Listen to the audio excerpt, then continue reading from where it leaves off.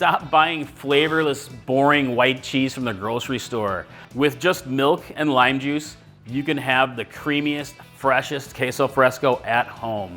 This is the ultimate finisher for all of your spicy dishes, so let me show you how to make it. First thing you want is milk. You're gonna start with milk. I often use whole milk for it. Works with cream. You can use 2% milk, except you wanna stay away from ultra-pasteurized. You'll often see a label on the milk carton that says ultra-pasteurized, and that process of ultra-pasteurizing the milk renders it pretty impossible to curdle the milk with this particular method. So this is just regular pasteurized milk, and I'm gonna pour it into a pot here. And usually I would use more of a large pot, but I'm gonna use a wide pan here so you can kind of see the process better. Just large enough for what I need. And I'm going to heat the milk here, and we want to bring it to a specific temperature. You want a temperature of 185 to 190 Fahrenheit, that's 85 C. All right, once you hit your temperature here, I'm gonna go ahead and remove from heat, and we're gonna add lime juice. So here I have a couple tablespoons of lime juice, and realistically, all you really need is an acid, so you can use lime juice, lemon juice, or vinegar, which are the most commonly used here. But those acids affect the overall flavor of your final queso fresco. So lime juice is best for more like Mexican cuisine or other dishes. Vinegar will add a little bit of a vinegary flavor, so it's really up to you. But I made it all ways, and it works great. So we'll go ahead and just add it to the hot milk, and then you just give it a stir, and it starts to curdle pretty quickly. And if you need to add a little bit more, you can, just to get some extra curdle factor. So this has only been about 5 minutes, guys, and you can already see how much the solids are separating from the yellowish whey. So I'm gonna let it go for a good 15 to 20. All right, my friends, it's been about 20 minutes, and my curds and whey have separated nicely. So now the next step here is to have a colander lined with cheesecloth, and I have it set into a bowl here to catch all the liquids. So we're gonna go ahead and strain like so, and try not to make a mess. So you can see it all starting to drain out pretty quickly. And just gonna let it drain until all the curds are separated. All right, I moved this over to another bowl for more draining, but I really wanted you to be able to see the actual whey that comes out that separates from the overall milk. No way. Whey.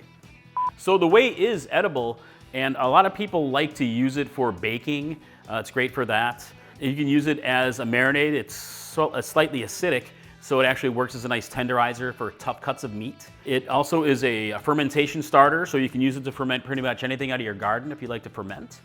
And also, it's great for things like making rice. Use it as a liquid for rice, or even swirl it into soups and stews. It's really up to you. There's so many ways to use it, and honestly, I'd love to hear what your ideas are. Like, how do you like to use the leftover whey? So you want to let it drain for maybe 10 to 20 minutes. Really just depends on how much of the liquid that you want to get out of it. But you can already see how nicely it's thickening up. Deliciousness. When it's close to being done draining, now you can add a little salt if you want to. Just to add a little, just to bring out the extra flavors. Salt to taste, as always. It's already getting thick, almost like a ricotta. All right, you can see at this point, it's getting real creamy here. It's draining a lot of the whey out. And you can refrigerate it and let it kind of harden up just a little bit more, make it extra crumbly.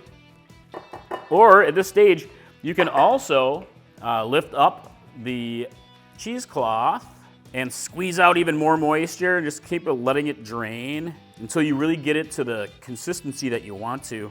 So I'm gonna let this drain a little bit more. And if you want to speed up the process a little bit, you can add kind of a weight over the top of it and just kind of help press out a little bit of that liquid. Just don't go too heavy. You don't want to squeeze the actual cheese out of your cheesecloth. Another thing you can do is you can compress it even further into more of a shape. And a lot of people like to take it and add it to something like a bowl or just something that's more of a shape that'll hold it. And this is after you've released enough liquid. And then you add your weight to the top, and it'll get compressed into that shape, and it'll harden up and tighten up even more to make it more like a cutting kind of a cheese. And you can use that for pan-searing or even grilling. So let's talk about storage. You can keep your homemade queso fresco in the fridge in a sealed container for about a week or so and use it all week long. It's really best used nice and fresh.